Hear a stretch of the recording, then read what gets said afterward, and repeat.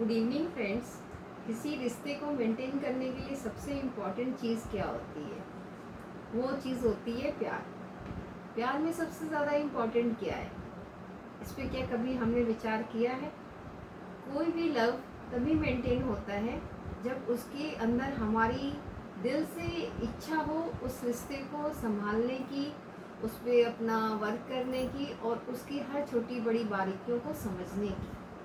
ये जो हमारी समझ होती है, इसको आम भाषा में हम बोलते हैं कि हम रिश्तों को समझने की कोशिश कर रहे हैं, हमारे विचार उनसे मिल रहे हैं, हम उनको समझ पा रहे हैं, वो हमें समझ पा रहे हैं। यही कंपैशन हमारी ज़िंदगी का सबसे बड़ा आधार है। जब भी कोई इंसान हमको मिलता है, चाहे वो हमें रास्ते में मिला हो, चाहे वो हमें घर के अंदर मिला हो, चाहे वो हमें घर के बाहर मिला हो या किसी पब्लिक फोरम में मिला हो, कहीं भी मिला हो, हमारी एक सेकंड की मुलाकात एक अच्छे लम्हों में बदल सकती है। कब? जब हमारे बीच की एक अंडरस्टैंडिंग मेंटेन हो। और वो अंडरस्टैंडिंग हमारे अंदर तभी आती है जब हम ये समझ सके कि वो सामने वाले की जर्नी क्या है, वो किन रास्तों से गुजर रहा है, वो किन सिचुएशन से गुजर रहा है, और जिन सिचुएशन से भी गुजर रहा है उन हम उसको एक्सेप्ट करें।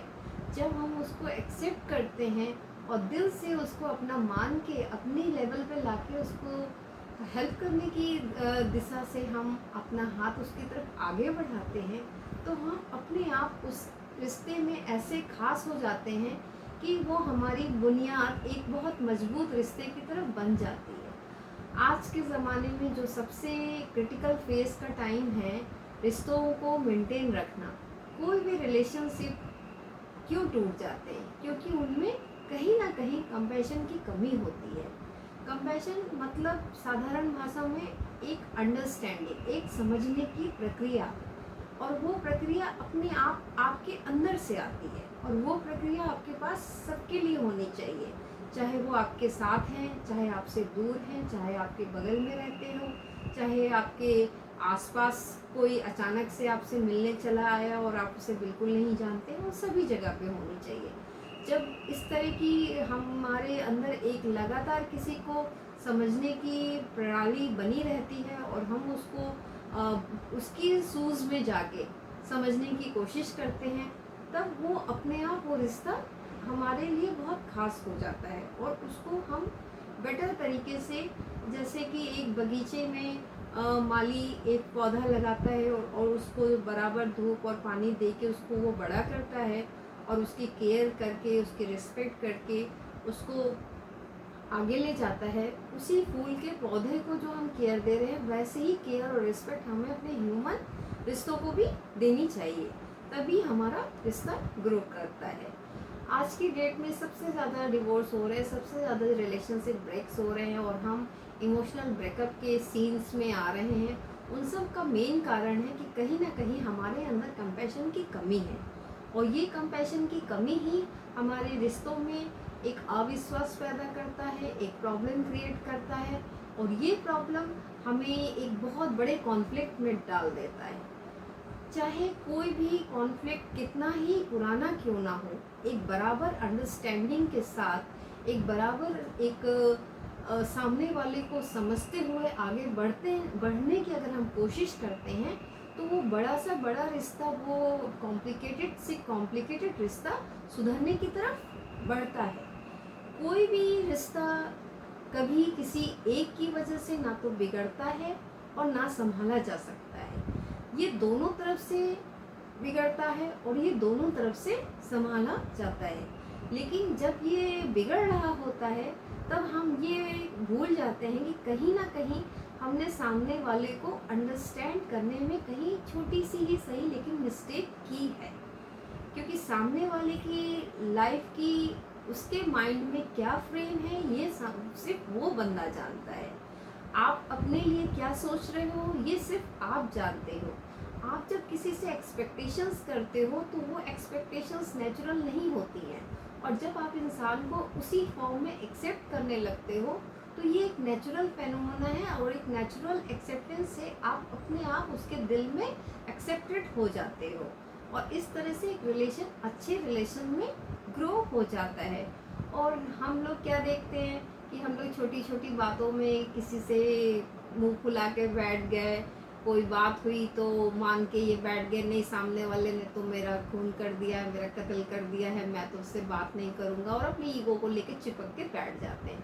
होना क्या चाहिए कि दोनों में से किसी को या दोनों को थोड़ी थोड़े लेवल पे उसको बाहर लेके आना चाहिए, कोशिश करना चाहिए उसको सॉल्व करने की। जब रिजॉल्व करने की एक मन में इच्छा होती है तो इंसान आगे बढ़ता है, और ये नहीं देखना चाहिए कि फलाना आगे बढ़ेगा या मैं आगे बढ़ूंगी या वो बढ़ेगा, ऐसे करके नहीं देखना चाहिए। देखना ये चाहिए हमारे लिए सबसे वैल्यूबल क्या है।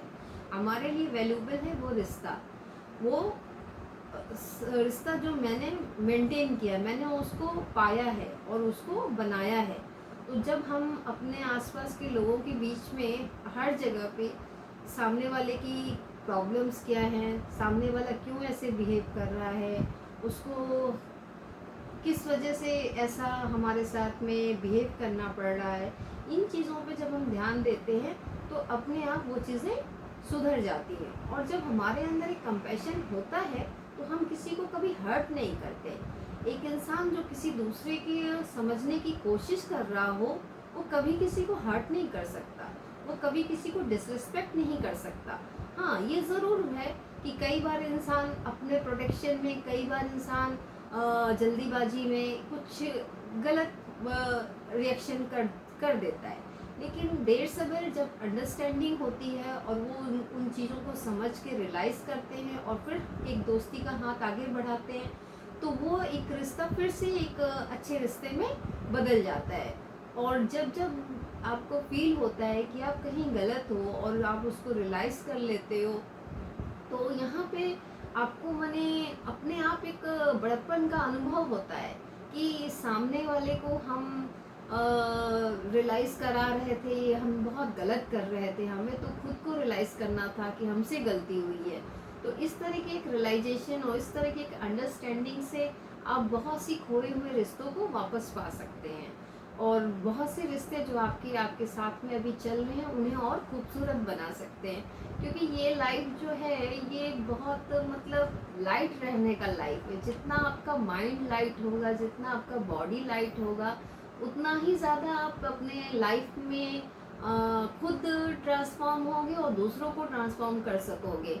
क्योंकि अगर आपके अंदर में एक लाइट है तभी आप बाहर में किसी को लाइट दे सकते हो। अगर आप अंदर ही डार्कनेस से भरे हो और बहुत सारी नेगेटिविटी को लेके रख रहे हो, तो you can not go peacefully. और वो जो बोलते हैं कि रेस्ट इन पीस, तो जब आप इस सोल बॉडी में हो, जो आपने अभी जो ड्रेस पहना है उसमें आप पीस में ही नहीं हो, तो फिर फ्यूचर में मर जाने के बाद बोलना नहीं चाहिए, लेकिन फिर फ्यूचर में जब आप हो ही नहीं तो पीस में कैसे रेस्ट करोगे। क्योंकि पीस तो तब आएगा ना जब आप लिविंग हो, और लिविंग में तो आपने पीस कभी मेंटेन नहीं किया, आप हर समय लड़ते रहे, झगड़ते रहे, और हर समय आप छोटी छोटी बातों को लेकर इशू बनाते रहे, बजाय ये समझे कि सामने वाला ऐसे क्यों बिहेव कर गया, क्यों उससे क्या बात हो गई। हो सकता है कि सामने वाले का जो अंडरस्टैंडिंग कैपेसिटी है वो उतना स्मार्ट ना हो जितना आप उसको स्मार्टली समझ पा रहे हो, और कुछ लोगों का ऐसा होता है वो समझ तो पा रहे होते हैं बट वो आपको एक्सप्रेस नहीं कर पाते।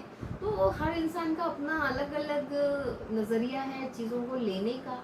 तो उन पे मतलब अपनी मर्जी मत थोपो कि नहीं मैं अगर ऐसा करता हूँ तो सामने वाले को भी वैसे ही करना चाहिए, मेरा ये नज़रिया है, मेरा ये तरीका है अपने आप को वॉक करने का, तो सामने वाले को भी वैसे ही करना चाहिए। नहीं, ऐसा नहीं है, क्योंकि हर इंसान के माइंड में एक अपने आप को अपनी लाइफ में आगे ले जाने का एक अपना प्रोजेक्शन है।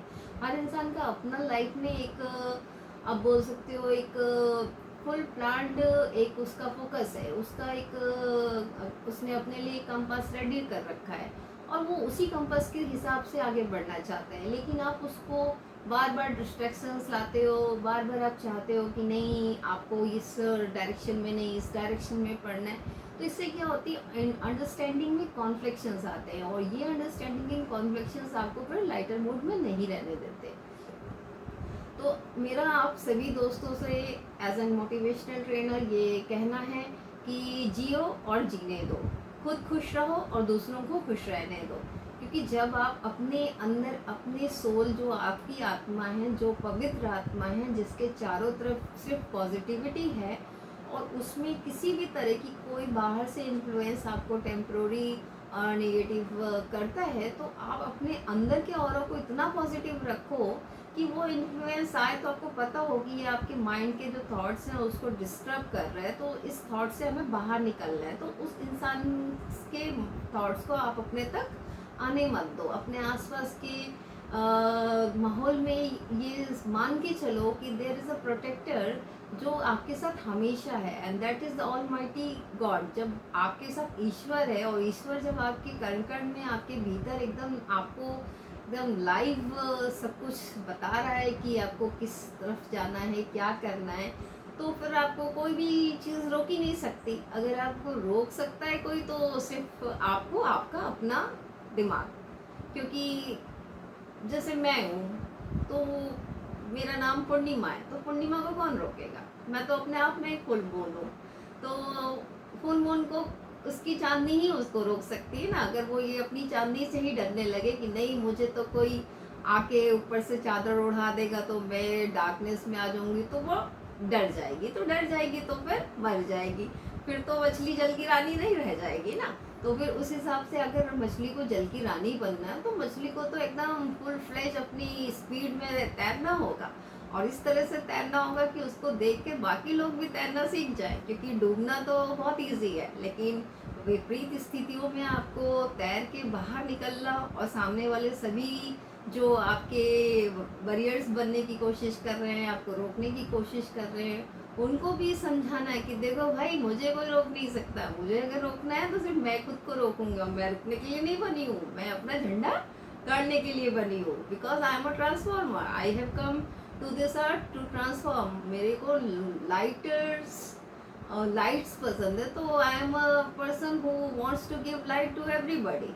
तो जब चारों तरफ उजाला ही उजाला होगा, तो फिर किसी तरह की कोई प्रॉब्लम नहीं होगी, और जब प्रॉब्लम ही नहीं होगी तो हम सब खुश रहेंगे। और खुश रहने का सबसे अच्छा इलाज है जियो और जीने दो, समझो और समझो एक दूसरे को। तो मैं इस कंपैशन के टॉपिक को यहाँ पे एंड करूँगी, इस बात के साथ कि आप दूसरों के लिए भी कंपैशन रखें, और दूसरों को आप सभी अंडरस्टैंड करें। Thank you.